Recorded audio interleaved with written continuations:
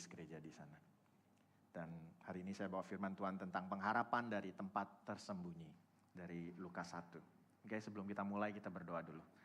Bapa, terima kasih Tuhan untuk kasih-Mu terhadap setiap kami Tuhan, kesetiaan-Mu. Walaupun kami sering tidak setia Tuhan. Kasih-Mu tidak pernah goyah walaupun kami sering goyah. Engkau tidak pernah ragu terhadap kami walaupun kami sering ragu terhadap Engkau. Pada pagi hari ini Tuhan, banyak kami mungkin yang datang dengan keraguan. Banyak kami yang datang dengan kebimbangan. Banyak pertanyaan di benak kami. Banyak kami mungkin ada beberapa kami yang mengalami penderitaan yang tidak banyak orang tahu. Biarlah pada pagi hari ini Tuhan, melalui firman-Mu Tuhan, Kau berbicara pada setiap kami Tuhan. Biarlah Roh Kudus berbicara secara langsung kepada hati kami, supaya kami boleh ditenangkan, supaya kami boleh dihiburkan dan dikuatkan oleh firman-Mu atas kasih-Mu melalui anak-Mu Yesus Kristus. Pakai hamba-Mu Tuhan, biar semua yang keluar dari mulut hamba-Mu adalah firman-Mu. Kami ucap syukur untuk pagi hari ini. What a privilege, what an honor. Hanya dalam nama Yesus kami berdoa, kami ucap syukur. Yang percaya katakan, amin. Setiap kita sadar mungkin ya, kita ini hidup di dunia yang sangat menghargai apa yang namanya kesuksesan. Kesuksesan yang terlihat, keberhasilan yang terlihat, yang kelihatan, progres, kita menghargai progres walaupun belum sukses. Kalau ada progres yang kita bisa lihat terukur gitu ya. Tahun lalu begini, sekarang saya sudah lebih maju, sekarang sudah begini. Kita menghargai itu. Dan dunia yang kita di mana kita tinggal hari ini itu menghargai hal-hal seperti itu. Apa yang kelihatan dari mata, apa yang bisa kita ukur. Standar dunia, ada progres, ada kemajuan. Dan kita merasa aman, bahkan puas ya. Boleh kita orang Kristen ataupun non-Kristen, kita puas dan aman ketika kita bisa melihat hal itu. Kalau kita bisa melihat dengan mata kita, dengan akal pikiran kita, ada kemajuan. Ada progres. Ada sesuatu yang baik. Kita merasa aman. Atau mungkin kita bisa aman merasa pas kita bisa memprediksi hasilnya. Sekarang saya lakukan ini, nanti setahun kemudian hasilnya seperti ini. Nggak ada orang yang memulai bisnis, masuk ke dalam bisnis bilang, nanti 12 bulan ke depan saya akan bangkrut. Nggak ada yang memulai bisnis itu, ya kan? Kita selalu memulai sesuatu dan melihat ke depan, oh nanti lebih baik. Dan kita merasa aman. Karena kita bisa memprediksi, karena bisa melihat, bahkan bisa memahami alasan kenapa kita bisa mencapai hal tersebut. Karena itu, ketika sesuatu yang opposite ya, yang berlawanan dengan hal itu, sesuatu yang terjadi di balik layar yang nggak kelihatan, yang tersembunyi, yang tidak dapat dijelaskan secara logika dengan mata manusia, ya, yang nggak jelas, itu kita jadi gelisah. Kita nggak aman lagi. Kalau kita yang saya kasih contoh konkret ya, kita punya pekerjaan yang stabil, kita disukai bos kita, kita sangat pintar dalam pekerjaan kita, selalu dipuji, tahun demi tahun kita dipromosi. Saudara merasa aman gak dalam posisi seperti itu? Aman. Kenapa? Bisa kelihatan, bisa diprediksi. Nah sebaliknya, kalau saudara gak punya pekerjaan, harus bayar rent atau bayar mortgage, nggak tahu pekerjaan dari mana, hasil dari mana. Bagaimana reaksi saudara? Respon saudara seperti apa? Pasti kebalikannya. Bukan merasa aman dan puas, tapi merasa gelisah dan takut. Dan itu cara dunia bekerja. Dan orang Kristen juga begitu. Benar nggak? Saudara orang Kristen di sini? Apakah saudara hidup seperti itu? Kalau kelihatan, ini baik, saudara aman. Kalau nggak kelihatan, saudara nggak tahu ini larinya nantinya kemana, saudara jadi gelisah, tidak aman. Kalau saudara seperti itu, saudara tidak berbeda dengan mereka yang nggak kenal Kristus. Nah, kegelisahan kita ini seringkali Jadi kita bawa masuk ke dalam hubungan kita dengan Tuhan Yesus. Kegelisahan kita, bagaimana kita operate our lives di luar pekerjaan kita, keluarga kita, kesehatan kita, semuanya itu jadinya kita bawa juga dengan hubungannya dengan Tuhan Yesus. Contohnya, saya kasih contoh. Kalau kita misalnya sedang berdoa, kita udah berdoa lama, berbulan-bulan, bertahun-tahun, bahkan ada yang kita berdoa satu hal, kita selalu berdoa. Dan kita nggak merasa itu dijawab oleh Tuhan. Dan Tuhan tuh kelihatannya nggak bekerja atas apa yang kita doakan. Tampaknya Tuhan tuh seolah-olah diam. Pertanyaan pun muncul dalam hati kita. Apa yang pertanyaan muncul? Tuhan dengar gak sih doa saya? Dia peduli sih enggak sama saya? Does he care? Apakah dia sudah melupakan saya karena saya kurang giat? Apakah dia tidak menjawab karena setahun ke belakang ini saya sudah mulai nggak rajin ke gereja? Nah, contoh yang kedua ya, itu contoh yang pertama dari atas doa kita. Contoh yang kedua, ketika penderitaan datang secara tiba-tiba. Nah, itu this is the thing dengan penderitaan. Penderitaan itu datang nggak kasih notice, ya, nggak kasih notice. Nggak bilang nanti minggu depan saya akan datang gitu ya. Sakit penyakit ini datang. Nggak ada, penderitaan nggak ada yang datang. Nggak ada kasih notice. Nah, kalau seperti di Indonesia mati lampu gitulah ya. Nggak ada notisnya, di sini kan ada notisnya gitu ya. Di Indonesia kan tiba-tiba mati lampu aja gitu ya. Nggak tahu kapan nyala itu. Kemarin ini di Melbourne satu hari itu panas sekali, sekitar 45 derajat ya. Minggu lalu, ini baru minggu lalu. Nah, sebulan yang lalu, sebelum hari yang panas ini, sebulan atau 2 bulan sebelumnya, saya dapat notice dari energy company. Dia bilang kita ada schedule maintenance, essential schedule maintenance, tepat waktu itu. Dia bilang jam 9, jam 4 sore, kita ada maintenance. Terus seminggu sebelum, beberapa hari sebelum hari yang diprediksi di forecast 45 derajat itu, kita udah mulai panik. Ini 45 derajat nggak ada listrik di rumah. And I'm working from home, ya kan? I'm working from home. Dan anak-anak tuh masih libur sekolah, ya kan? Udah plan nih. Ini hari Selasa kalau nggak salah hari Selasa. Kita udah plan. Aku udah plan nih bakal ajak anak-anak nonton aja mungkin ya. Kita nonton 3 movie, pulang ke rumah selesai, ada listrik gitu kan ya. Plannya udah seperti itu. Tapi pas in the morning, pada pagi harinya, pada hari hanya, nah ini Melbourne. Melbourne siang jam 45 derajat, pagi itu tetap di bawah 10 derajat. 10 derajat di bawah 10. Itu Melbourne. Paginya masih dingin, foggy malah. Itu foggy, misty, sekitar 10 derajat paginya. Terus dapat SMS dari energy company. Dia bilang, for the sake of the community kita cancel, reschedule. Puji Tuhan, nggak terjadi gitu ya. Jadi kita nyalain AC, jadi dikasih notice gitu. Jadi kita bisa plan. Terus kita udah oke, sampai malam jam 7 tiba-tiba mati lampu. Jam 7 itu sekitar jam 7, jam 8 malam masih 35 derajat.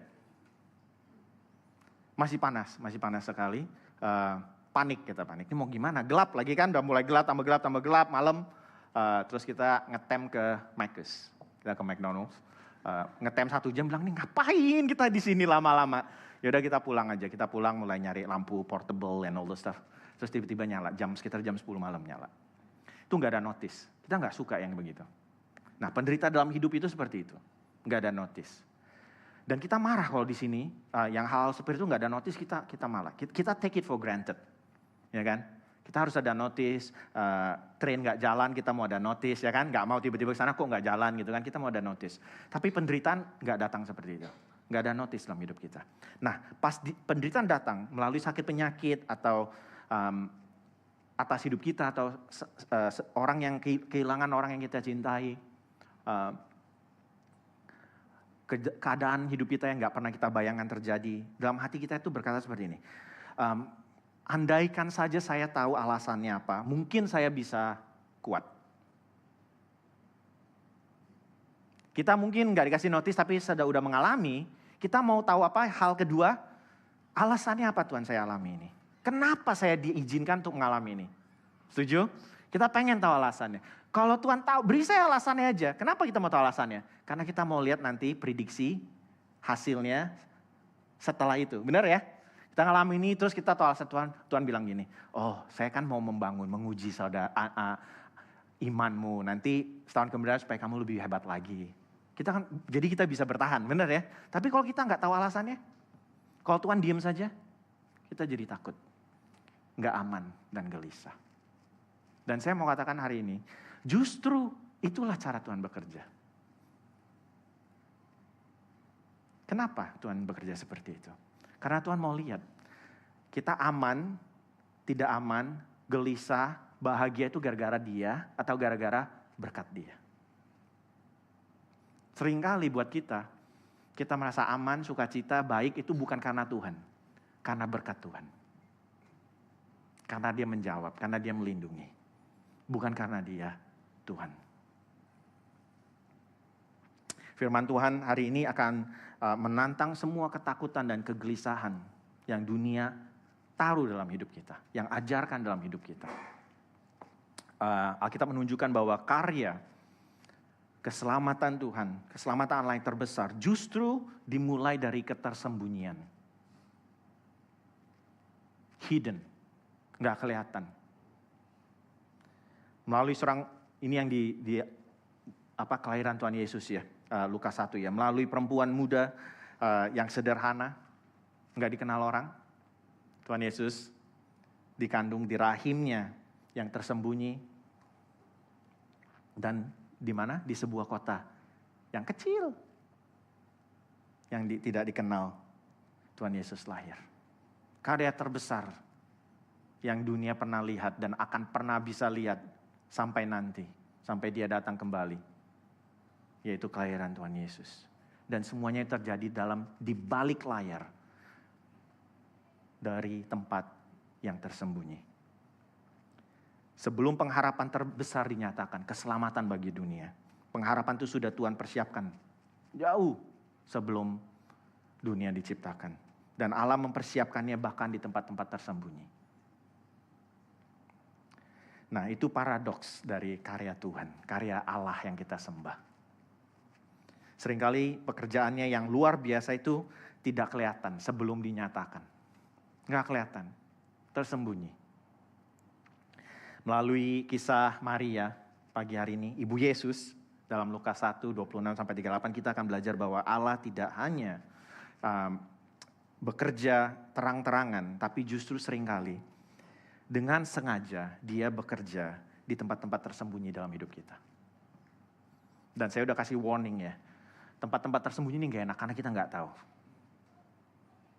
Jadi jangan pikir, oh ya tempat-tempat tersembunyi it's okay, asal saya tahu, saya ada di sana. Saudara gak tahu, itu masalahnya. There's silence. Saudara gak dikasih janji. Yang seolah-olah sekarang iya begini gak apa-apa, nanti setahun ke depan. Seperti investasi ya. Sekarang gak apa-apa, susah-susah. Kerja 20 jam sehari.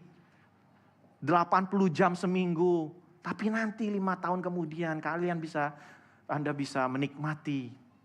Gak ada seperti itu. Saat Anda di dalam lembah yang seolah-olah Tuhan diam. Itu gak ada janji yang seolah-olah menjelaskan nanti. Ini plannya. Nah, hari ini kita akan melihat 3 hal tentang pengharapan dari tempat tersembunyi. 3 hal ini adalah kita mau lihat tempat pengharapan ini, terus harga dari pengharapan ini dan kuasa dari pengharapan ini. Ya, gampang, oke?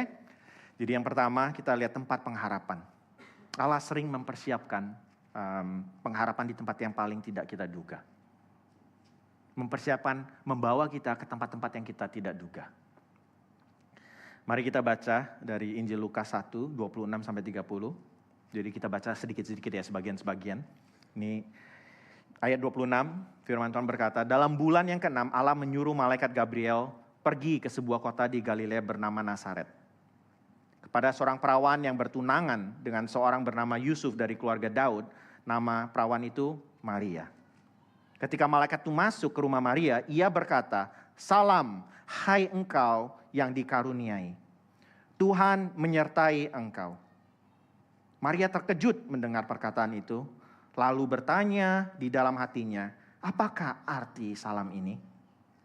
Kata malaikat itu kepadanya, jangan takut hai Maria, sebab engkau beroleh kasih karunia di hadapan Allah. Maria takut. Maka dari itu, malaikat Tuhan bilang, jangan takut. Takut tiba-tiba ada yang nongol kasih berita yang gak baik. Ini bukan berita baik buat Maria. Ada dua hal yang saya mau tunjukkan dari sini ya, cepat. Yang pertama itu Nazaret, kota Nazaret. Kisah ini dimulai, cerita keselamatan dunia dimulai dari kota Nazaret. Sebuah kota kecil yang tidak penting di daerah Galilea, bukan kota besar. Nah, untuk orang-orang pada zaman itu yang membaca, yang menerima firman Tuhan seperti ini, informasi ini adalah suatu hal yang mengejutkan. Ini shocking. Ya, shocking sekali. Nazaret bukan pusat kekuasaan atau kota besar yang berpengaruh. Penduduknya hanya sekitar 300 orang. Small town. Kota yang miskin. Di pinggiran, terpinggirkan bahkan. Tidak heran Nathanael di Yohanes 1:46 berkata, mungkinkah sesuatu yang baik datang dari Nazaret? Jawabannya apa? Enggak mungkin. Jadi di bahasa Yunani, bahasa aslinya bahasa Yunani itu, untungnya bahasa Yunani ini seperti ini. Kalau ada pertanyaan-pertanyaan seperti ini, di bahasa Yunaninya itu dikasih jawabannya. Jawabannya itu ya nggak mungkin. Ada grammarnya yang kasih kita jawabannya. Ini pertanyaan ini jawabannya ya apa bukan? Yes or no, ya. Dan di sini bilang mungkinkah sesuatu yang baik datang dari Nazaret? Jawabannya nggak mungkin. Kota kecil terpinggirkan, kota miskin. Namun Allah kita, Allah pencipta segala yang bisa melakukan apapun saja. Memilih kota Nazaret, bukan Yerusalem, kota besar. Atau kota besar lainnya. Tuhan memulai karya keselamatan dunia. Keselamatannya bukan dari pusat, tapi dari pinggiran. Hal yang kedua saya mau tunjukkan di sini adalah Maria. Bukan hanya tempatnya tersembunyi, terpencil, tapi orangnya juga yang dipilih. Setiap kita mau jadi orang hebat, jadi orang yang dikenal, banyak dari kita ambisinya seperti itu. Saya mau merubah, kalau bisa ya, ambisi kita. Kita nggak perlu berambisi seperti itu, sebab Allah kita Allah yang hebat. Kalau kita punya Allah yang hebat, kita nggak perlu hebat. Kita perlu hebat karena Allah kita nggak hebat.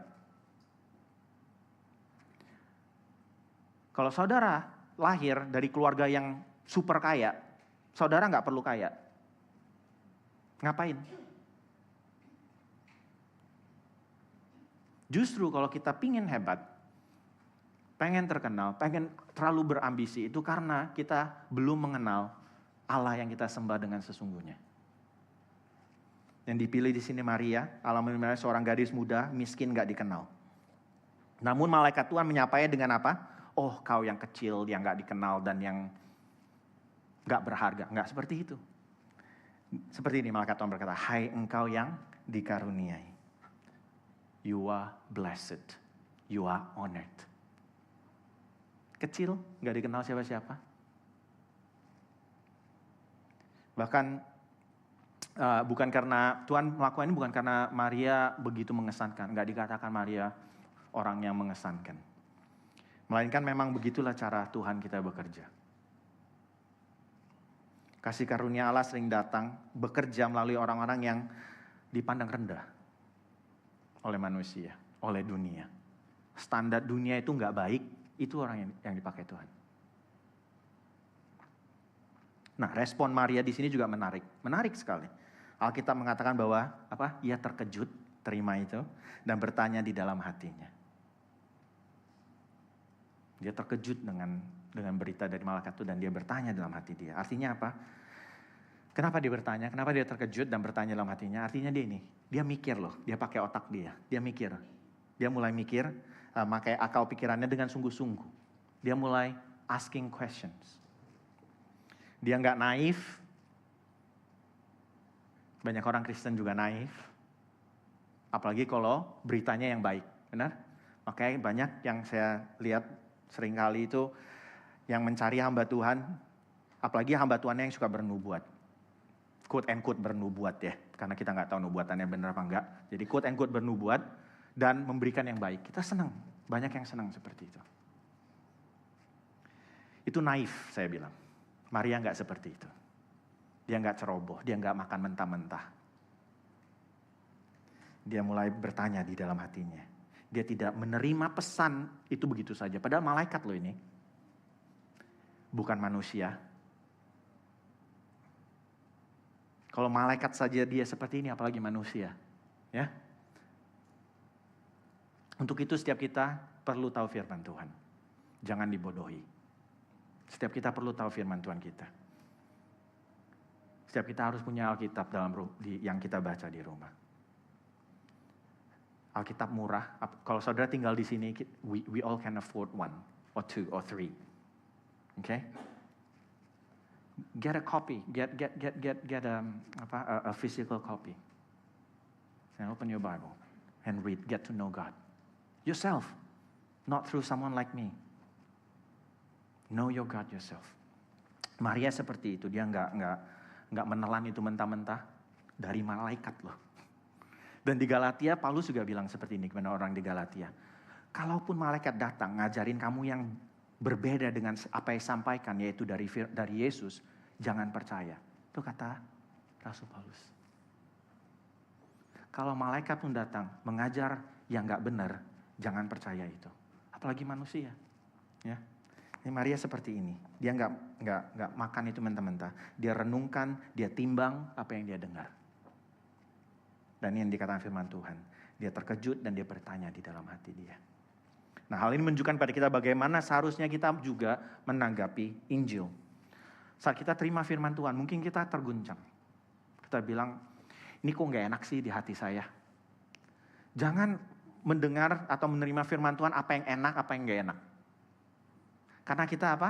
Kita ini orang berdosa, hati kita ini licik. Ya. Jadi jangan pakai ukuran itu. Wah, ini enak didengar, saya suka yang ini. Oh, ini saya kayaknya kurang enak didengar. Jangan seperti itu. Mungkin kita boleh terguncang, mungkin kita gelisah, tapi jangan kita menolak begitu saja. Apalagi kalau yang gak enak. Justru banyak makanan yang gak enak itu yang baik untuk kita. Setuju? Yang enak-enak itu justru yang gak baik untuk kita. Tapi kalau kita punya disiplin dengan makanan-makanan yang baik untuk kita, yang awalnya gak enak, lama-lama itu jadi enak. Dan yang gak baik untuk kita, lama-lama jadi gak enak. Dan setelah pas itu terjadi, ketika itu terjadi, kita baru tahu kita sudah ditransform. Kita mulai menyukai yang baik untuk kita. Walaupun itu nggak enak, tapi kita suka itu. Itu baru terjadi transformasi. Tapi sebelum itu terjadi, kita harus ada disiplin. Kalau saudara yang mau merubah diet, cara makan, itu awal-awalnya nggak enak, perlu dipaksa, benar ya? Tapi itu nggak berjalan lama. Kalau saudara disiplin dengan baik, lama-lama itu jadi kesukaan. Tapi sebelum terjadi kesukaan, saudara pasti berhenti. Kalau saudara hanya melakukan sesuatu karena saudara tahu itu baik buat saudara, tapi tidak ada perubahan menjadi kesukaan, saudara nggak bisa bertahan lama. Oke? Semua yang kita lakukan yang bertahan lama itu karena kita suka.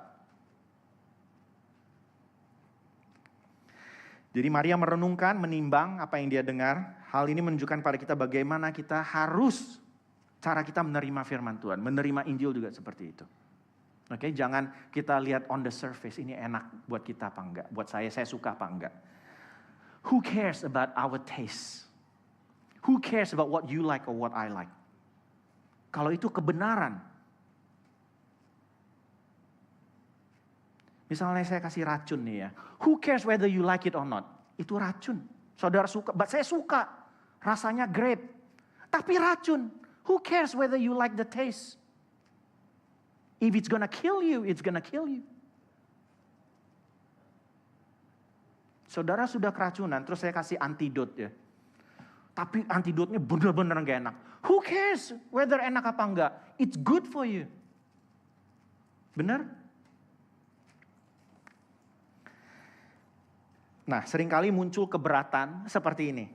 Jika Allah itu maha kuasa, maha kasih, kok dia bekerja secara tersembunyi sih? Nggak terang-terangan, di balik layar. Kok saya nggak dikasih penjelasan? Saya nggak dikasih notis kalau itu akan datang. Atau dikasih notis nanti setahun ke depan itu seperti apa. Kok saya nggak dikasih notis? Kan Tuhan maha tahu, kan Tuhan maha kasih. Kenapa kok Tuhan lakukan? Mengapa dia nggak menyatakan dirinya dan melakukan pekerjaannya dengan jelas dan belak-belakan? Saudara lihat, kenapa waktu Tuhan Yesus datang ke dunia, banyak orang gak percaya kepada dia. Karena Tuhan Yesus juga gak belak-belakan. Banyak yang meragukan dia Tuhan. Benar? Selama Tuhan Yesus hidup, yang percaya kalau dia Allah, anak Allah, dan yang gak percaya dia anak Allah, banyak kan yang gak percaya. Bisa gak Tuhan Yesus belak-belakan? Menunjukkan dia Tuhan? Bisa. Kenapa dia nggak lakukan itu? Karena cara itu Tuhan bekerja. Itu cara Tuhan bekerja. Zaman kita beranggapan bahwa jika Allah itu benar-benar ada, Tuhan benar-benar mengasihi, Dia maha kuasa, tujuan utamanya adalah visibilitas yang begitu nyata dan maksimal. Dunia pikir itu, benar? Kalau Tuhan nyata, tunjukkan, benar kan? Karena itu pikiran dunia. Dunia pikir, if He's real, if He's powerful, then He will show in a real way that no one can doubt. That He's so real. But that's not how God works. Kekristenan menegaskan sesuatu yang lebih dalam dari apa yang kita bisa lihat dengan mata kita. Allah bukan hanya maha kuasa. Dia bisa lakukan itu. Saudara gini, saya kasih contoh. Misalnya saudara sangat kaya sekali ya. Saudara orang yang sangat kaya sekali gak perlu menunjukin dia kaya. Yang kelihatan kaya itu belum kaya, benar-benar kaya.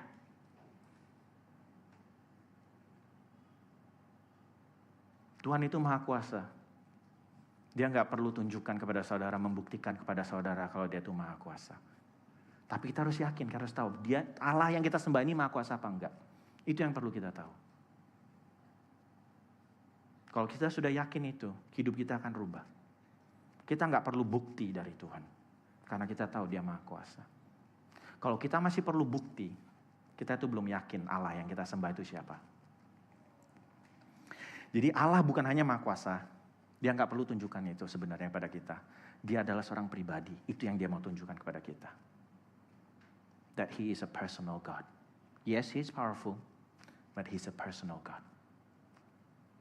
Dia bisa menyembuhkan orang banyak. Tapi Tuhan Yesus bekerja nggak seperti itu. Dia menyembuhkan satu orang demi satu. Dan orang yang disembuhkan, dia pegang. Tuhan pegang. Yang sakit, yang mati, Tuhan hampiri. Tuhan pegang tangannya. Perlu Tuhan Yesus lakukan itu? Nggak perlu. Dia tunjukkan kok. Ada orang sakit jauh di kota lain, sembuh. Dia nggak perlu lakukan. Kenapa dia lakukan itu? Kenapa dia pegang orang kusta? Karena dia adalah seorang pribadi. Dia mengasihi bukan sekumpulan orang. Dia mengasihi saudara. Buat saudara-saudara berkata, Tuhan Yesus bukan mengasihi kami. Tuhan Yesus mengasihi saya. Tuhan Yesus bukan mengampuni kami. Tuhan Yesus mengampuni saya. Dia adalah seorang pribadi. Itu yang dia mau tunjukkan kepada setiap kita. Dan tujuannya bukan sekedar untuk diketahui. Dia maha kuasa, dia tidak lakukan hal-hal yang spektakuler karena tujuan dia bukan untuk diketahui, tapi tujuannya untuk dikenal. Beda ya. Saya contohnya gini, kita tahu Elon Musk, saudara kenal? Beda. Bahkan saudara-saudara di tempat ini juga kenal saya, tapi kenalnya berbeda level. Dan Tuhan mau kita kenal secara pribadi dengan dia. Suatu hubungan atau relasi pribadi itu nggak pernah dipaksakan, nggak pernah bisa dipaksakan, nggak bisa dipaksakan. Yang real ya, jika Allah menyatakan dirinya dengan kuasa yang begitu besar, sampai kita nggak bisa menolaknya dan tidak bisa tidak menerima dia. Bayangin ya. Tuhan datang, Yesus datang, dia lakukan hal yang begitu luar biasa dan spektakuler sampai Seolah-olah kita dipaksakan untuk menyembah. Karena kita nggak bisa enggak. Karena begitu spektakulernya, begitu luar biasanya, maka itu bukan hubungan yang real. Oke? Kalau saudara bekerja di satu kantor saudara, ya, sangat taat dengan bos saudara, tapi hanya karena saudara ingin mendapatkan sesuatu, itu bukan hubungan yang real. Itu karena saudara ingin mendapatkan sesuatu. Nah, Tuhan nggak melakukan itu. Karena kalau Tuhan lakukan hal-hal yang spektakuler supaya kita nggak bisa nggak menyembah Dia, itu adalah hubungan yang dipaksakan. Bukan itu cara Tuhan kita bekerja. Itu hanyalah, kalau kita patuh sekalipun, itu hanyalah karena kita nggak bisa nggak patuh. Dan itu yang pasti bukan kasih. Kalau saudara tidak bisa tidak melakukan itu, nggak ada pilihan, ya, nggak ada pilihan. Itu bukan kasih dan itu bukan hubungan yang real. Kalau saudara datang dengan pasangan saudara, suami dan istri, itu pasangan yang saudara pilih. Dan itu kasih. Dan itu kasih.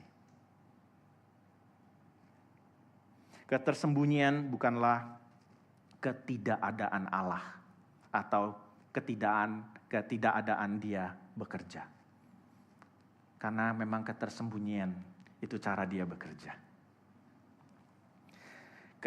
Ketersembunyiannya itu adalah ruang bagi Allah yang Dia berikan bagi kita untuk menunjukkan iman dan kasih yang sejati. Itu bahkan keluar.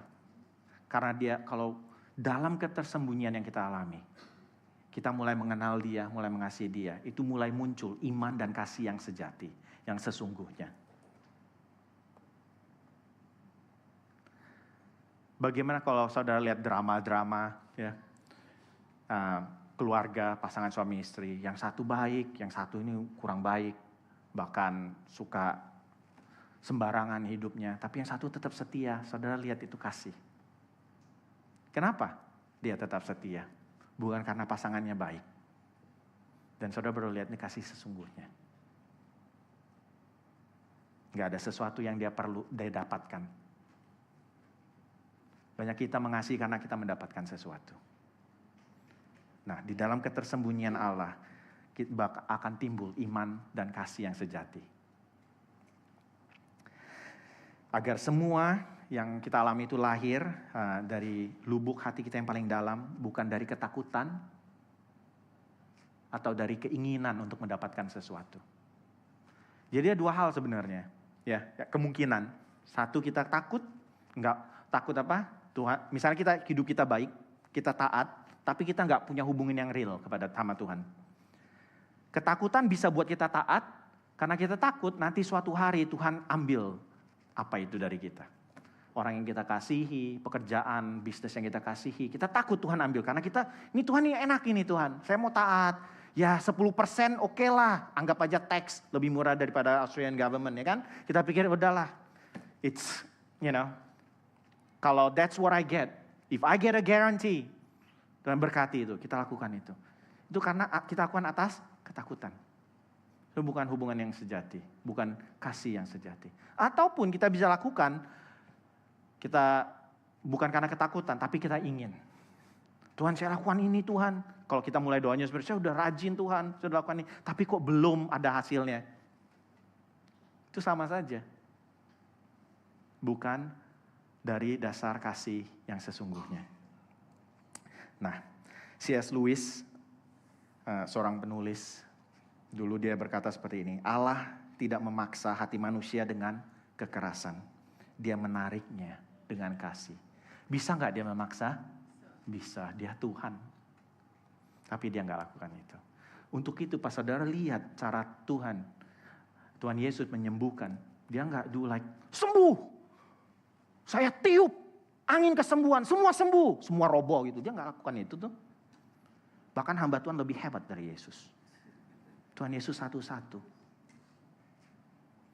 Bahkan ada seorang wanita yang pendarahan pegang Yesus. Tuhan Yesus merasa ada kekuatan yang keluar dari tubuh dia. Ada perpindahan, power.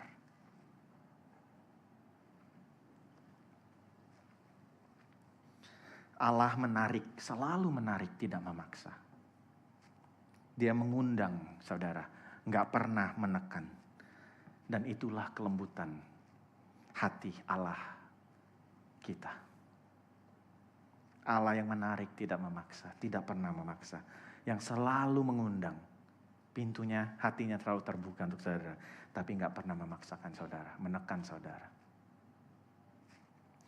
Harga pengharapan, poin kedua.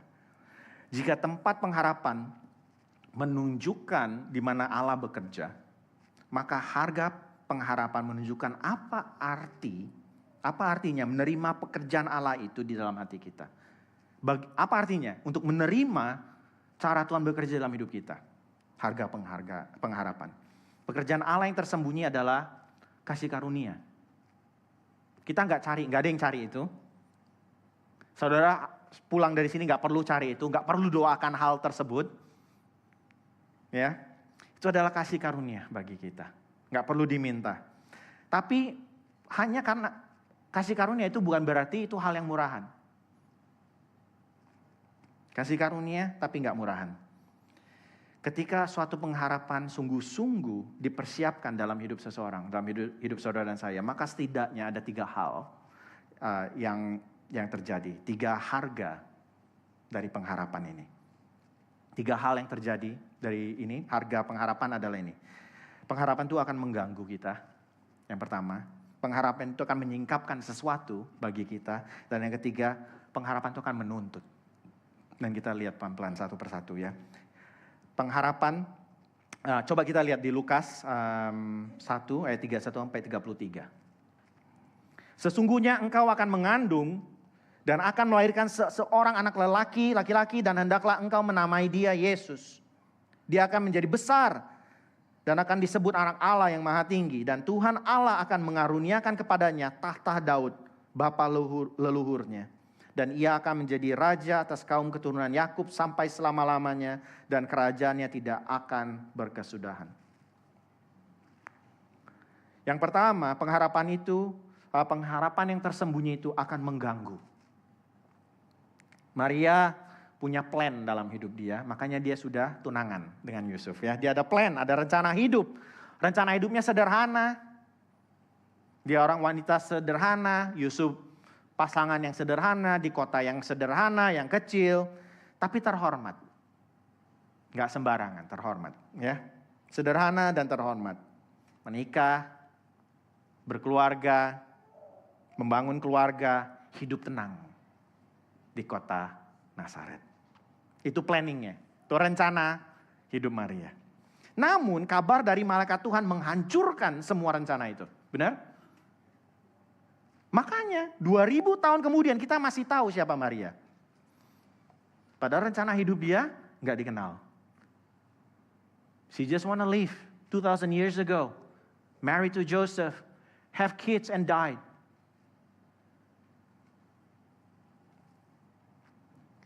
Kabar dari malaikat Tuhan menghancurkan semua planning, rencana hidup dia. Mungkin saudara juga ada yang pernah mengalami seperti ini. Saudara sudah plan. Tahun depan saya lakukan ini, sampai tahun depan. Nanti 3 bulan kemudian saya lakukan ini. Plannya jelas. Bahkan saudara bilang, saya percaya, saya sudah berdoa. Saya percaya Tuhan lakukan ini. Tuhan bersama dengan saya. Terus Tuhan datang, Tuhan hancurkan semuanya itu. Ini yang terjadi atas hidup Maria. Hamil sebelum pernikahan adalah suatu skandal. Hari ini pun skandal. 2000 tahun yang lalu, di konteks zaman itu, di mana Maria hidup, itu skandal besar. Maria bisa dirajam batu sampai mati. Maria harus menghadapi segala kecurigaan. Walaupun orang udah oke, Yusuf ambil tanggung jawab, kita tahu ceritanya ya, ambil tanggung jawab. Tetap orang pasti ngomong.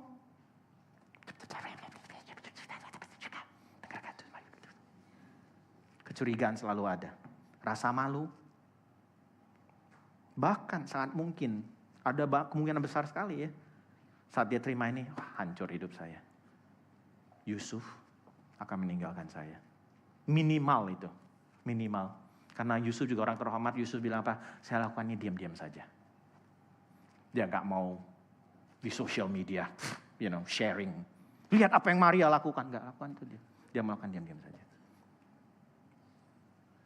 Karena dia mengasihi Maria.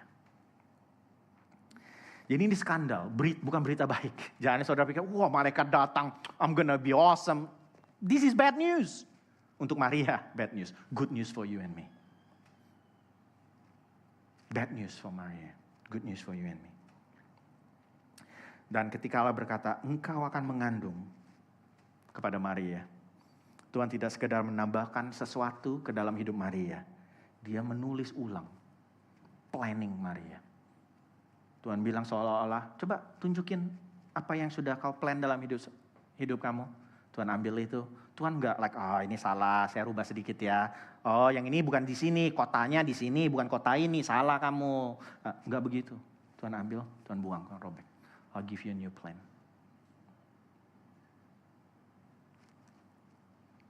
That's what God was doing. Pengharapan yang sejati dari Tuhan seringkali mengganggu rencana yang sudah kita susun dengan rapi. Kenapa? Karena rencana yang kita susun dengan rapi seringkali Tuhan itu enggak di pusat dari rencana itu.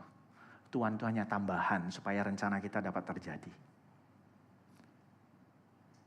Untuk itu makanya kita bisa kecewa kalau rencana kita itu enggak terjadi. Kita kecewa kepada Tuhan. Saat kita kecewa kita tahu Tuhan menunjukkan hati kita yang sesungguhnya. Kalau hati kita ini hanya memperalat Tuhan, memakai Tuhan. Kita enggak ngelihat Dia sebagai Allah Tuhan Raja segala-galanya, bukan. Seperti saya sudah bilang, kalau Dia memang Tuhan Allah yang Maha Kuasa, saudara percaya itu. Who cares whether you're rich or poor? Who cares whether you are in sickness or in health? Who cares? You're in Him. Tapi kenapa kita enggak? Karena kita enggak sungguh-sungguh percaya itu. Hidup kita pusatnya bukan di Tuhan, tapi dalam hidup kita. Keinginan hidup kita. Saudara tahu enggak, hidup saudara itu pendek sekali. Pendek sekali. Benar-benar pendek. Nah buat yang masih di bawah 20, bahkan ada yang 30 masih terlalu naif. Saudara pikir saudara gonna live forever. Saudara think the day you will die, itu still a long, long, long way. Let me tell you, it's knocking at your doorstep.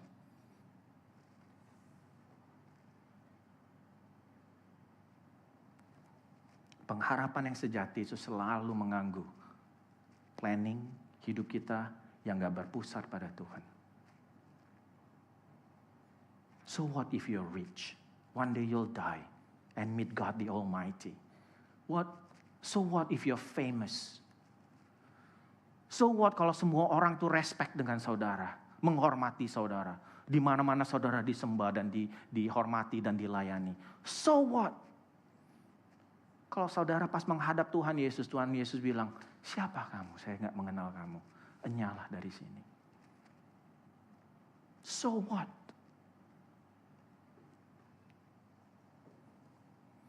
Mengapa kita nggak suka hal ini? Mengapa kita nggak suka hal ini? Karena kita cenderung lebih suka kalau Allah itu masuk ke dalam rencana kita. Benar? Kita as if, God, I've got plan. Look at this plan, come and help me. Kita lebih suka seperti itu. Bukan Allah berdaulat dalam hidup kita. Kita yang berdaulat atas cara Tuhan bekerja. Tapi Allah berkata pada kita pada pagi hari ini, kalau saudara masih hidup seperti itu, Tuhan berkata pada kita pada pagi hari ini, I love you too much. Aku terlalu mengasihi saudara. Aku terlalu mengasihi Anda untuk membiarkan hidupmu hanya diarahkan oleh ketakutan dan keinginan hidupmu sendiri. Kalau Tuhan gak mengasihi saudara, Tuhan biarkan saudara hidup seperti itu. Untuk itu ada hal ketersembunyian Allah yang terjadi dalam hidup kita. Karena Dia mengasihi saudara dan saya. Jadi yang pertama, pengharapan yang tersembunyi itu mengganggu. Yang kedua, pengharapan yang tersembunyi itu menyingkapkan. Bagaimana respon Maria atas berita yang begitu mengejutkan ini? Ayat 34 berkata, Maria bertanya dengan jujur. Ayat 34 berkata dia begini, bagaimana hal itu mungkin terjadi karena aku belum bersuami? Saya belum pernah melakukan hubungan seks. Bagaimana saya bisa hamil? How can it be? Nah, Maria nggak pertanyaan Maria ini bukan like, no it's not possible. Like, nggak percaya seperti itu. Bukan. Dia tidak meragukan kuasa maupun rencana Allah. Tapi dia menyadari keterbatasan atas dirinya. Secara manusia nggak mungkin. Jadi pertanyaan dia ini, dia nggak question God, he's question herself. Bagaimana? Kok bisa? Dia menyadari keterbatasan atas dirinya sendiri. Perhatikan jawaban malaikat yang mengalihkan fokus. Fokus Maria itu keterbatasan dirinya. Benar? Tuhan, saya tahu kamu luar biasa, tapi siapa saya? Saya nggak bisa. Saya ini orang kecil. Nggak dikenal. Siapa saya? Dia coba lihat jawaban dari malaikat. Yang Maria tadinya fokus pada dirinya. Malaikat Tuhan melihat, sebab bagi Allah tidak ada yang mustahil. Ini jawaban malaikat. Yang dilakukan Tuhan itu seperti ini. Maria, kamu ini fokus kepada apa yang kamu bisa lakukan dan apa yang kamu nggak bisa lakukan. Kamu salah fokus. Fokusnya itu bukan kamu bisa apa kamu enggak. That's not the problem. Fokusnya adalah siapa di dalam hidup saudara. Dia merubah fokus Maria terhadap dirinya kepada inisiatif dari Allah. Kamu hidup untuk siapa? Pertanyaannya. Apakah untuk dirimu sendiri? Apa untuk Allah? Dan jangan sampai kita pikir, oh saya mau hidup untuk Allah, tapi ada motivasi di balik semuanya itu supaya saya bisa dapat ini. Itu sama aja, saudara tetap hidup untuk saudara sendiri. Oke? Jadi malaikat Tuhan berkata, bagi Tuhan gak ada yang mustahil. Nah kita suka ayat seperti ini, tapi kita pakai dalam konteks yang salah. Kita punya ambisi yang besar, ya. Kita melakukan hal-hal yang, ambisi, terlalu ambisi. Terus orang datang, wah ini susah bro. Di ekonomi sekarang untuk bisa begini ini susah. Saudara bilang apa? Bagi Allah tidak ada yang mustahil. Kedengarannya saudara hidup untuk Allah. Tapi saudara tahu, pagi hari ini pas saya memberikan firman Tuhan, saudara tahu dalam hati saudara, saya masih hidup untuk saya sendiri. Saudara bisa bohongin orang lain, tapi saudara gak bisa bohongin hati saudara. Saudara masih hidup untuk hidup saudara sendiri. Pengharapan yang sejati menyingkapkan keterbatasan kita. Dan ilusi kemandirian kita. Dan ilusi kalau kita bakal hidup selama-lamanya. 80 tahun, 90 tahun itu masih jauh. Sedangkan Injil sebaliknya menunjukkan bahwa pengharapan sejati kita tidak lahir dari kecakapan maupun kemampuan manusia. Tetapi dari pekerjaan Roh Kudus dalam hidup kita. Apa yang terjadi dalam hati kita? Banyak dari kita berusaha keras dalam ketaatan, dalam kekudusan, namun bukan karena kita mengasihi Tuhan. Kita taat, kita mau hidup kudus, gak ada joy, gak ada sukacita. Sukacita kita naik turun, tergantung situasi. Suami istri lagi baik enggak, businessman bisnis lagi baik apa enggak. Naik turun. Saudara bisa happy di rumah, ke kantor tiba-tiba ada yang mengatakan sesuatu yang gak enak, saudara langsung bete. Naik turun begitu. Karena kita melakukan semuanya bukan karena kasih kita terhadap Tuhan, tapi karena kita mencari berkat yang Dia berjanjikan dari Tuhan. Selalu akan naik turun kalau saudara masih hidup seperti itu, untuk hidup saudara sendiri.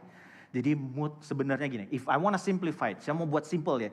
Artinya seperti ini, motivasi hati kita itu sebenarnya tidak murni. Dan Tuhan membiarkan kita alami dan melihat itu supaya kita bisa bertobat dan menaruh pengharapan kita kembali, iman kita kepada Dia. Itu aja. Simple. Repent and put our faith back in Him. Not in your ability, not in your successes. Repent and look to Christ.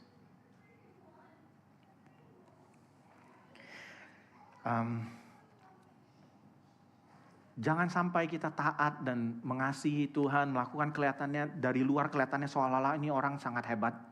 Tapi di dalam kita memperalat Tuhan. Jangan bro, I'm telling you. You're wasting your time. If you want to do that, don't bother coming to church on Sunday. Go and work and chase that success. Saudara buang-buang waktu di sini loh, berapa jam di sini? Ngapain? Lebih efektif kalau yang saudara kejar kesuksesan, saudara nggak di sini. Saudara di luar sana, cari kesuksesan. Banting tulang di luar sana. Ngapain di sini? You're wasting your time. Either you do that, or you give your life to Him and you see who He is.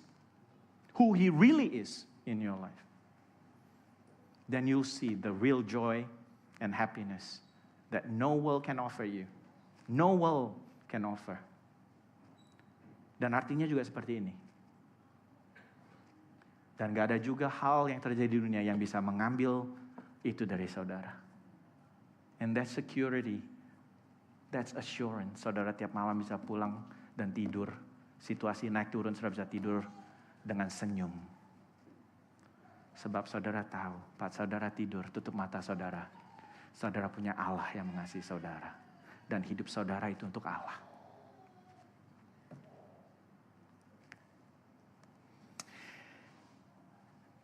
Bagaimana hati saudara hari ini? Apa motivasi saudara dari tempat ini? Memberi perpuluhan, melayani Tuhan di sini. Mengapa saudara lakukan itu? Tim Keller sering berkata seperti ini, kita ini jauh lebih rusak daripada yang kita sadari. Tapi kita juga jauh lebih dikasih daripada yang pernah kita bayangkan. Saudara pikir, saudara sudah jatuh dalam dosa berulang-ulang. Kasih Tuhan kepada saudara itu berkurang. Saudara itu udah muak lihat saudara. Saudara pikir seperti itu ya. Tapi firman Tuhan bilang apa? Hati dia itu tertarik terhadap mereka yang berdosa.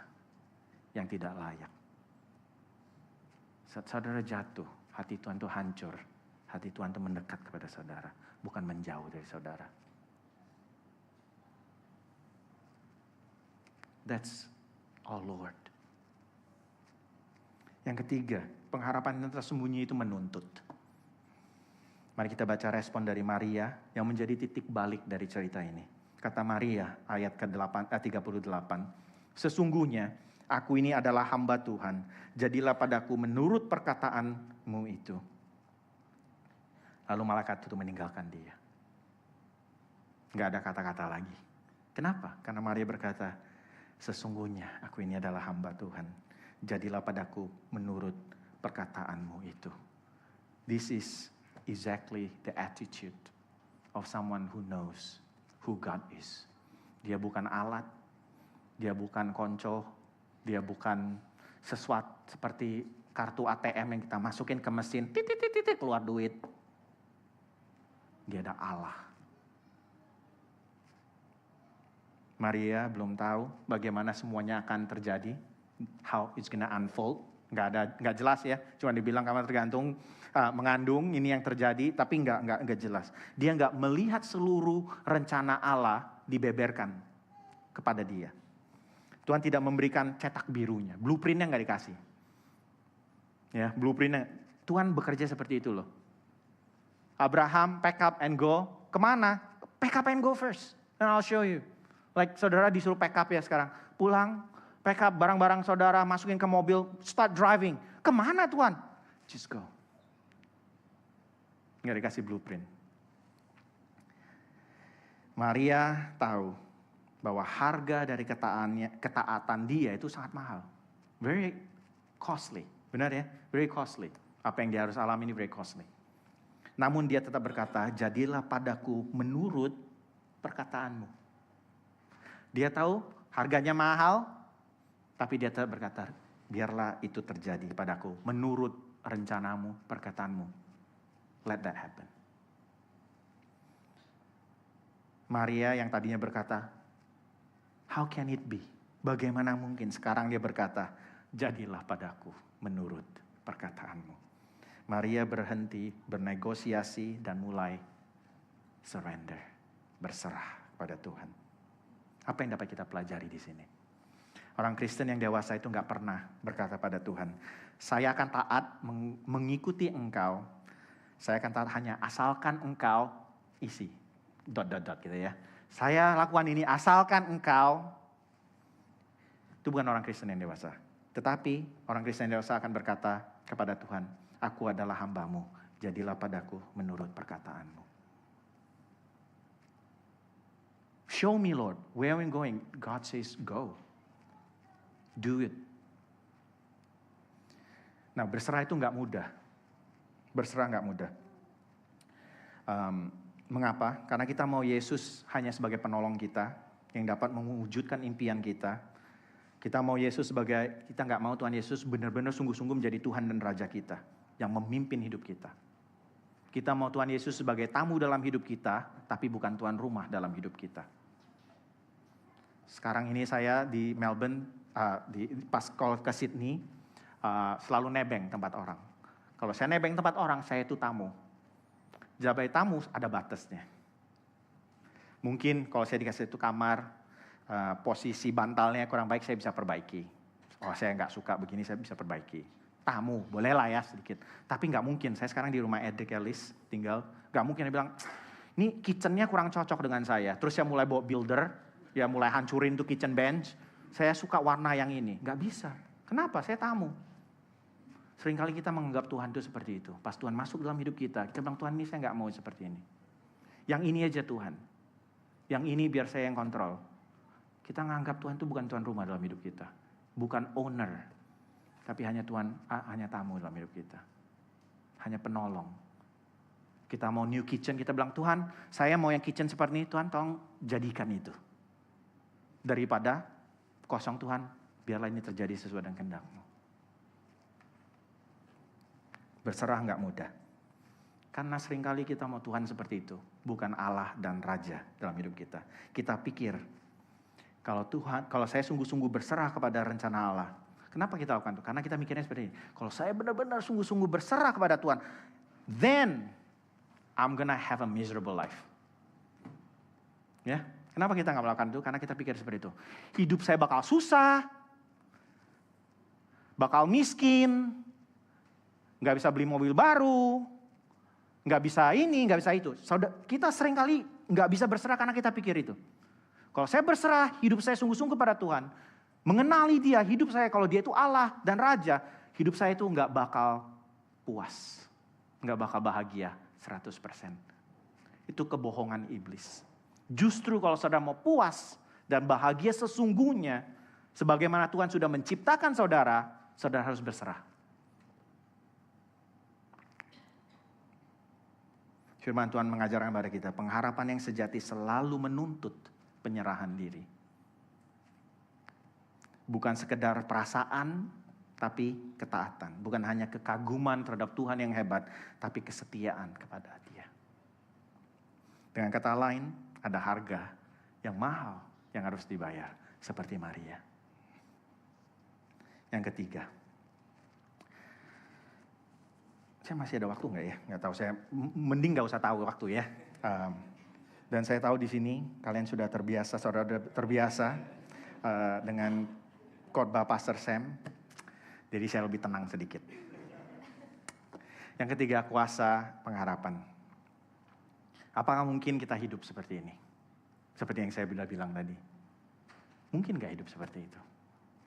Jika saya berhenti di sini, khotbah saya, mari kita tutup. Dan saya berkata, jadilah seperti Maria.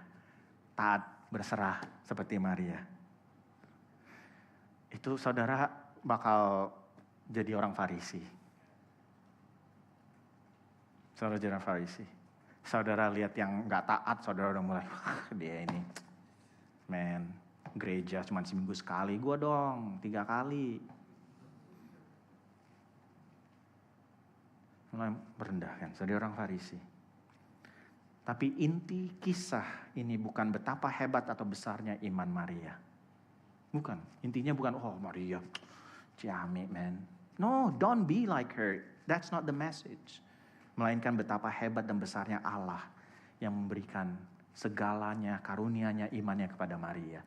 Kagum terhadap Allah yang seperti itu. Saya mau kita lihat, mau kagum dengan Tuhan yang melayani Maria, bukan kepada Maria.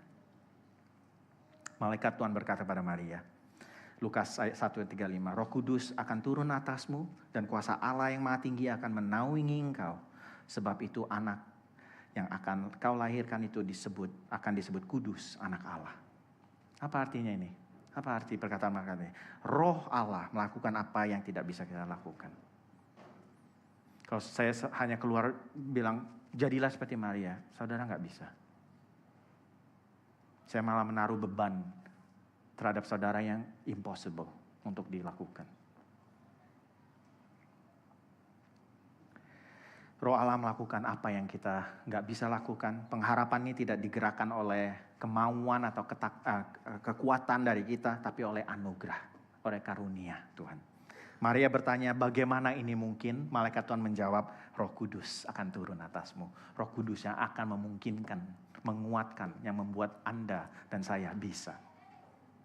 Justru di dalam kelemahan kita lah yang membuat kita layak menjadi tempat Roh Kudus untuk tinggal, bekerja. Saudara yang merasa bisa, Roh Kudus nggak bisa tinggal. Saya lagi ngajarin anak saya yang paling besar bawa mobil. Saudara tahu orang seperti apa, anak seperti apa yang gampang diajarin bawa mobil? Bukan mereka yang merasa bisa. Mereka yang merasa nggak bisa itu yang bisa diajar dengan baik. If you think you can, God cannot work in you. Nggak ada orang-orang yang Tuhan panggil dalam Alkitab kita baca yang bilang, saya Tuhan bisa Tuhan. Ya, Musa bilang, Tuhan saya ngomong aja gagap. Gak bisa. Tapi itu bukan hanya semata-mata kerendahan hati yang on the surface, but that's real. You're crying. You say, God, do not do this. Don't send me. Don't use me. I can't. Tapi kalau saudara merasa bisa, Roh Kudus nggak bisa bekerja.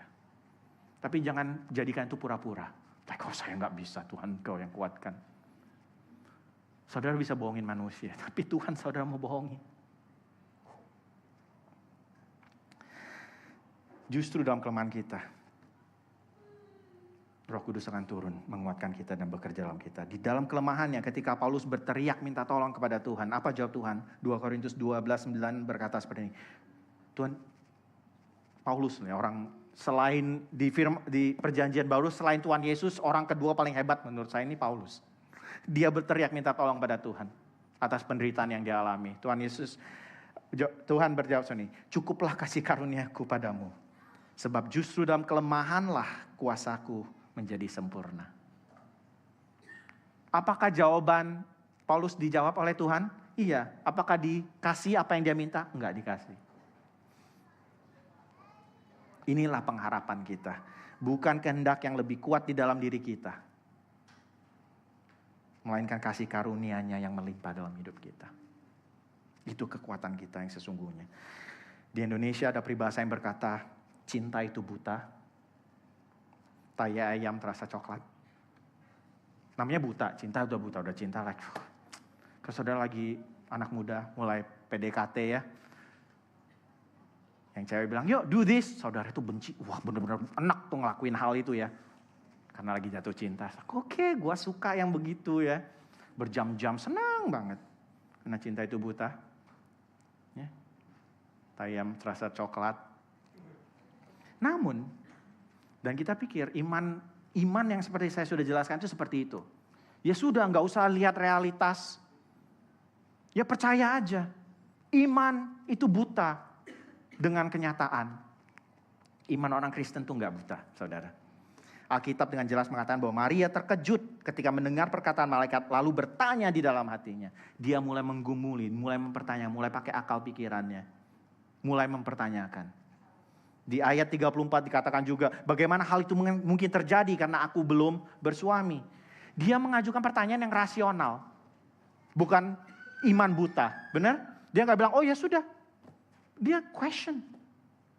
Dia pakai akal pikirannya. Artinya apa? Maria berpikir, Maria menimbang, Maria menggunakan akal budi dia. Iman Kristen bukan iman buta. Memiliki iman bukan berarti kita tidak memakai akal budi. Kalau kondisi sudah susah, saudara masih mati-matian mau melakukan itu, saudara terus bilang, saya punya beriman melakukan itu dan gak pakai akal pikiran saudara, saudara hancur. Saudara mau melakukan hanya ngotot dengan topeng iman, saudara akan hancur. Iman kekristenan itu bukan iman yang buta, tapi iman yang rasional. Iman adalah kepercayaan yang melampaui pemahaman yang utuh. Namun bukan kepercayaan tanpa alasan sama sekali. Iman Kristen berakar pada apa yang telah Allah lakukan. Itu iman yang kokoh. Bukan apa yang kita lakukan, tapi apa yang dia lakukan. Dalam kehidupan Yesus, dalam kematian Yesus Kristus, buat saudara dan saya para pendosa, dan dalam kebangkitannya dari antara orang mati. Jadi ini yang penting buat saudara dan saya. Kalau saudara belum yakin, hidup saudara belum menunjukkan kalau saudara yakin dia benar-benar Allah yang layak disembah. Layak untuk saudara tinggalkan segalanya untuk mengejar dia. Kalau saudara belum yakin, kehidupan saudara belum menunjukkan kalau saudara benar-benar yakin, yang harus saudara yakinkan adalah ini. Apakah Tuhan Yesus itu Tuhan? Apakah dia anak Allah? Apakah dia mati? Apakah dia bangkit? Itu saja. Saudara harus cari tahu itu. Kalau saudara benar-benar yakin hal itu terjadi, maka saudara nggak bisa melakukan apapun juga selain berserah kepada dia. Itu yang penting. Kalau itu sudah terjadi dalam hidup saudara, saudara sudah melihat kalau dia itu benar-benar anak Allah, dia benar-benar mati untuk saudara, dan dia benar-benar bangkit untuk saudara. Who cares where he wants you to go? Who cares how you live your life? Who cares whether you do this or that? If God says so, and He's the God Almighty, I'm gonna do it. I'm gonna live like that. Tapi masalahnya, apakah saudara tahu Yesus adalah Tuhan? Yesus adalah anak Allah yang mati untuk saudara. 2000 yang tahun dia mati dan dia bangkit. Dan janjinya buat orang yang percaya pada dia juga akan bangkit dan hidup bersama dia dalam kekekalan. Kalau saudara nggak yakin itu, kalau saudara belum yakin, pas saudara mati nanti, mata saudara tertutup, menghembuskan nafas terakhir, dan kalau saudara belum yakin, saat itu terjadi dan saudara pada detik itu pun juga, saat saudara menutup mata saudara di dunia ini, saudara akan memandang wajah Yesus. Kalau saudara belum yakin itu, cari dulu itu. Apakah dia anak Allah yang mati dan bangkit 2000 tahun yang lalu? Ini sesuatu yang terjadi. Sesuatu yang bisa diselidiki.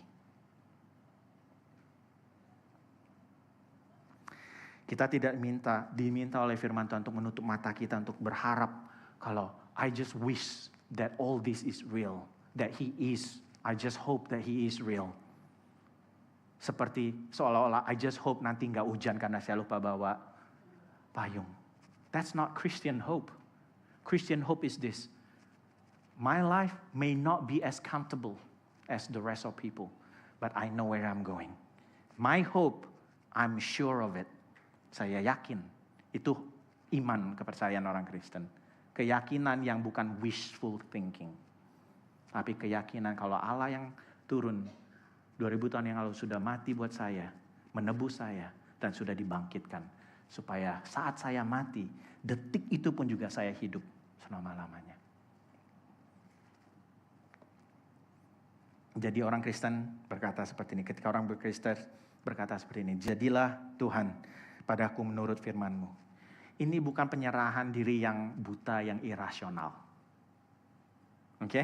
Jangan pikir kalau saudara bilang, ya Tuhan biarlah terjadi padaku sesuai dengan rencana. Ini bukan irasional, ini bukan iman buta. Ini bukan suatu kebodohan. Namun ini adalah penyerahan diri yang rasional, yang masuk di akal kepada Allah yang kasih dan kuasanya telah nyata di dalam Yesus Kristus. Kita membutuhkan lebih dari sekedar teladan Maria. Kita membutuhkan Sang Juru Selamat. Dan dia sudah datang buat saudara. Perkataan Maria sebenarnya menunjuk kepada Tuhan Yesus. Beberapa tahun kemudian Tuhan Yesus berkata seperti ini, bukanlah kehendakku, melainkan kehendakmu yang terjadi. Tuhan Yesus menangis kepada Bapanya di surga. Tapi Tuhan Yesus juga berkata, berserah kepada rencana Bapanya. Bukan kehendak saya, tapi kehendak Engkau, Bapa. Maria menanggung resiko malu saat menerima berita itu dari malaikat. Yesus menanggung salib. Mungkin saudara menanggung malu, tapi Yesus menanggung salib 2000 tahun yang lalu. Maria takut kehilangan reputasinya, tapi Yesus rela kehilangan segalanya. Filipi 2 dikatakan dia tinggalkan segala glorinya, lahir menjadi seorang hamba, mengosongkan segala kehormatan dia. Maria hanya takut kehilangan reputasi. Mungkin kehilangan reputasi. Mungkin saudara juga takut kehilangan reputasi saudara. Mungkin saudara sudah kehilangan reputasi saudara. Tapi firman Tuhan berkata, Yesus kehilangan segalanya untuk saudara. Maria mengandung Yesus di dalam rahimnya. Yesus memikul dosa Maria dan saudara di atas kayu salib. Jangan pikir apa yang kita bayar, harga yang kita bayar mengikuti Yesus itu sesuatu yang luar biasa. It's nothing when you see the truth. Bahkan saudara merasa, God, I'm doing so little for what you've done. Pernah saudara dilayani seperti itu? Mengalami seperti itu? Seolah-olah, aduh hutang budi saya ini susah banget saya balas. Terus dilimpahkan. Yang pertama biasanya dengan orang tua kita. Children, you will never outbless your parents. Di atas kayu salib, Yesus mengalami ketersembunyian Allah yang paling dalam. Yang tidak akan pernah saudara dan saya alami. Dia berseru, Allahku, Allahku, mengapa engkau meninggalkan aku? Apa yang Tuhan Yesus dengar? Saat Tuhan Yesus berteriak kepada Bapanya di surga. Allahku, Allahku, mengapa engkau meninggalkan aku? Apa yang Tuhan Yesus dengar? Nothing. And because of that, oleh karena itu, saudara, di dalam ketersembunyian yang saudara alami sekarang ini, saat Anda berteriak, Allahku, Allahku, mengapa engkau meninggalkan aku? Tuhan Yesus datang. Dia bilang, I will never leave you. I will never forsake you. Yesus masuk ke dalam kegelapan yang paling dalam agar kita, saudara dan saya, tidak akan pernah benar-benar ditinggalkan dalam kegelapan yang kita alami sekarang ini. Malaikat Tuhan berkata, hai engkau yang dikaruniai, Tuhan menyertai engkau. Bukan karena Maria layak, bukan karena saudara dan saya layak, namun karena Yesus yang layak. Bukan karena saudara dan saya setia, karena Yesus sudah setia. Karena itu jika Anda sedang berada dalam musim hidup yang terasa tersembunyi, mungkin Anda sedang bingung, mungkin Anda sedang menunggu, merasa terlupakan, Anda dapat berdoa seperti ini. Tuhan Yesus, walaupun aku tidak bisa melihat semua yang kau lakukan, tapi aku melihat salib dan kubur yang kosong. Jadilah padaku menurut firman-Mu. Berdoalah seperti itu. Iman bukan iman buta. Ini pengharapan yang bersandar pada Sang Juru Selamat di atas kayu salib yang mati, yang bangkit buat saudara. Mari kita berdoa. Ya Bapa, kami berterima kasih karena ketika kami tidak melihat apa yang Kau sedang kerjakan, sebenarnya Engkau sedang mempersiapkan pengharapan bagi kami. Ampuni kami ketika kami meragukan kebaikan-Mu dalam tempat-tempat tersembunyi hidup kami. Tolonglah kami oleh Roh Kudus-Mu. Saya untuk menyerahkan diri dan berkata dengan iman, sesungguhnya aku ini hamba Tuhan. Jadilah padaku menurut firman-Mu. Di dalam nama Yesus kami berdoa.